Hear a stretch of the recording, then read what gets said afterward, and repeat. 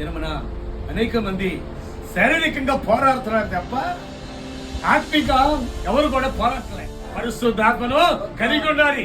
ఏదో మారు మనసు పొందాను, ఏదో రక్షణ పొందాను, నేను వాక్యాన్ని వింటున్నాను, నేను సత్కెళ్తున్నాను, దేవుడికి ఏదో నేను కానికిస్తున్నాను అంటే సరిపోదు. శరీరము ఆత్మకి శరీరానికి ఏం జరుగుతుంది ఇక్కడ? వేరు శరీరం ఉంటుంది. తిరుగుతూ ఉంటే పడుతూ ఉంటే పోట్లాడుతూ ఉంటే పట్టడానికి వస్తూ ఉంటే నోడిగా తిరుగుతా అన్నట్టు శరీరం.